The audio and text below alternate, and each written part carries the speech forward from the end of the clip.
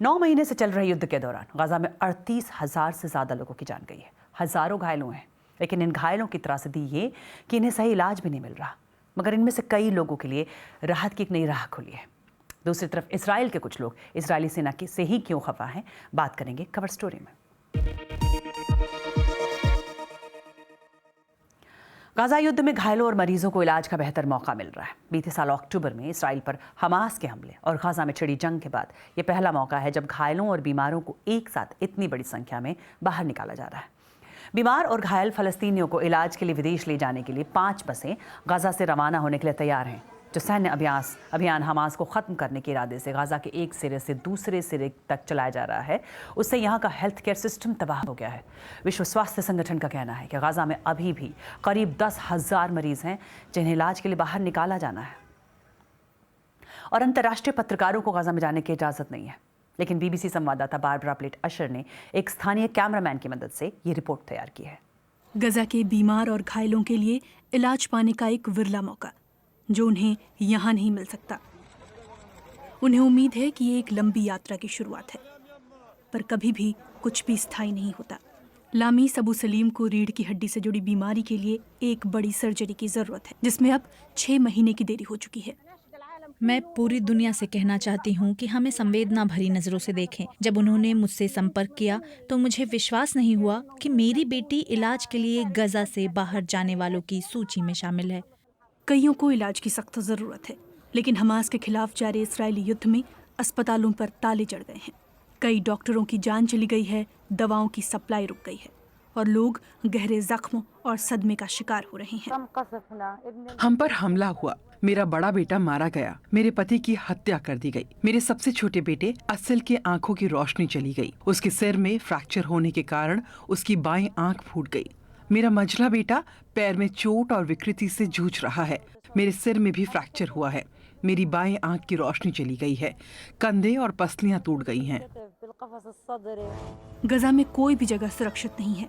हर इलाका जंग के मैदान में तब्दील होता जा रहा है। कईयों को बार बार दूसरी जगहों का रुख करना पड़ रहा है। उनके पास कोई सुरक्षित ठिकाना नहीं है। बचने का यही इकलौता रास्ता है। इलाज के लिए लोगों को पहली बार नहीं निकाला जा रहा, लेकिन ये अब तक का सबसे बड़ा काफिला है। 12 साल की सारा मारजौक ने एक धमाके में अपना पैर खो दिया। मैं चाहती हूँ कि जंग खत्म हो जाए और फिर मेरे जैसे दूसरे बच्चे भी मेरे साथ आ सके, कृत्रिम अंग लगवा सके और विदेश में इलाज करा सके। मुझे इस बात की भी उम्मीद है कि मैं अपने पिता को देखने वापस लौटूंगी तो यहाँ शांति होगी। जंग के बीच दर्द और सुकून भरी विदाई, जिसमें बेहतर इलाज के साथ साथ ये उम्मीद भी है कि वो फिर अपने परिवार को देख पाएंगे, एक बार फिर यहाँ लौट पाएंगे। इधर इसराइल में विरोध प्रदर्शनों का दौर जारी है। हालात ये हो गए हैं कि अति दक्षिणपंथी राजनेताओं समेत कई प्रदर्शनकारी इसराइली सेना के 2 अड्डों में घुस गए। इसके बाद इसराइली प्रधानमंत्री बेंजामिन नेतन्याहू ने लोगों से शांति बनाए रखने की अपील की है। नेतन्याहू ने कड़े शब्दों में इन घटनाओं की निंदा की है। ये प्रदर्शनकारी उन सैनिकों को गिरफ्तार किए जाने से नाराज हैं जिन पर हिरासत में लिए गए फलस्तीनियों को परेशान करने और उनके यौन उत्पीड़न के आरोप हैं। मानवाधिकार आयोगों की ओर से लगाए जा रहे उन आरोपों को इसराइल गलत बताता है कि इसराइली हिरासत में हमास के लड़ाकों को उत्पीड़न का सामना करना पड़ रहा है। इस बारे में यरूशलेम से और जानकारी दे रही हैं बीबीसी संवाददाता योलांत नेल।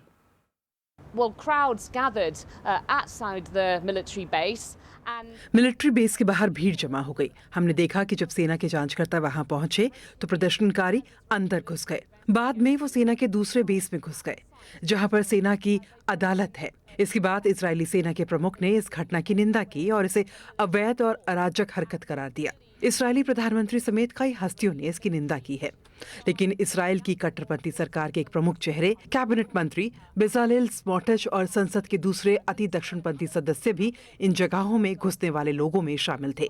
बेजालेल स्मोट्रिच ने सोशल मीडिया पर कहा कि जिन सैनिकों को हिरासत में लिया गया है उनके साथ अपराधियों जैसा नहीं बल्कि नायकों जैसा व्यवहार किया जाना चाहिए। soldiers who had been detained should be treated as heroes, not criminals.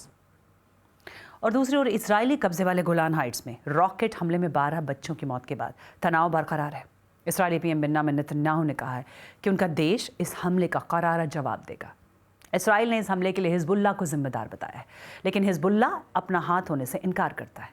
मजदाल शाम्स, जहां ये हमला हुआ था, वहां का दौरा करते वक्त नेतन्याहू ने कहा कि इसराइल इसे ऐसे नहीं जाने देगा। इस दौरान कुछ लोगों ने उनके साथ धक्का मुक्की की, जिसके बाद उन्हें वहां से जाना पड़ा। कई लोग नाराज थे कि गाजा में जंग शुरू होने के बाद से द्रुस बहुल इलाकों को इस तरह से हमलों से बचाने के लिए कुछ ज्यादा नहीं किया गया था। और रविवार को इसराइल ने दक्षिणी लेबनान में कई जगहों पर हमले किए। उसका कहना है कि ये हिजबुल्लाह के ठिकाने थे।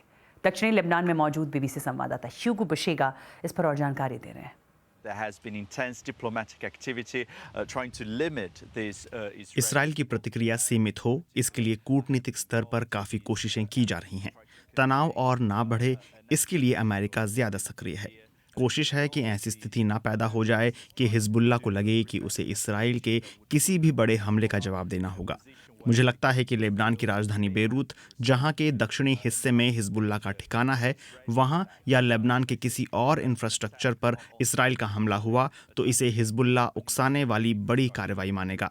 फिर हिजबुल्लाह भी जवाब में कुछ कदम उठा सकता है। provocation and could spark a response by Hezbollah.